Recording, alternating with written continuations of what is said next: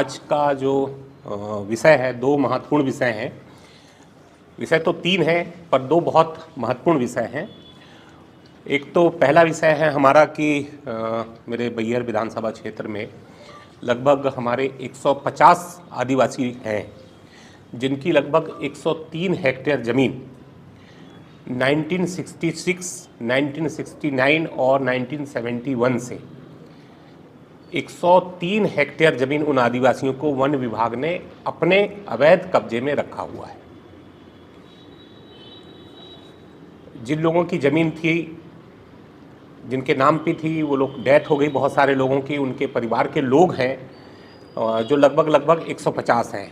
ये करीब करीब 7 से 8 गांव के ऐसे लोग हैं जिनकी ज़मीन को वन विभाग ने अपने कब्जे में रखा हुआ है। ये जो कार्रवाइयाँ हैं, परिवार के लोग काफ़ी लंबे समय से, चूँकि साउथ बैहर से जुड़ा हुआ हमारा मसला है ये, वहाँ के लोग बहुत भोले भाले हैं, नियम कायदे कानून की तरह जैसे पता नहीं है, तो अनुनय निवेदन बार बार अधिकारियों से करते रहे, लेकिन उन सब के बावजूद भी वन विभाग अभी तक लगातार उन भूमियों को अपने कब्जे में रखा हुआ है। उनमें से कुछ लोगों के खाते में उन्होंने खाते लिया है, उसमें से कुछ लोगों के खाते में उन्होंने पैसा भी डाला हुआ है। तो मेरा इस विषय पे सरकार से कहना है कि चूँकि बैहर विधानसभा क्षेत्र जो है में हमारे बैहर, बिरसा और परसवाड़ा ब्लॉक, 3 ब्लॉक आते हैं।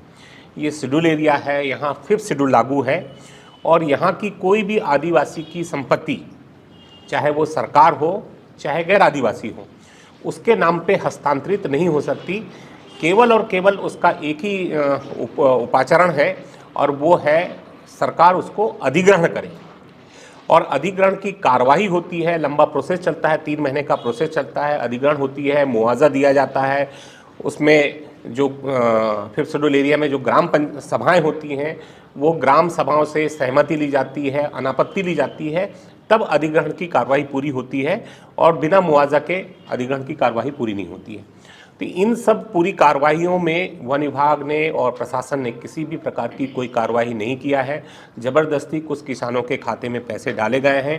तो पहला एक तो कि कोई भी भूमि अधिग्रहण नहीं की गई है, इसलिए विधिवत कब्जा फॉरेस्ट विभाग ने नहीं प्राप्त किया है।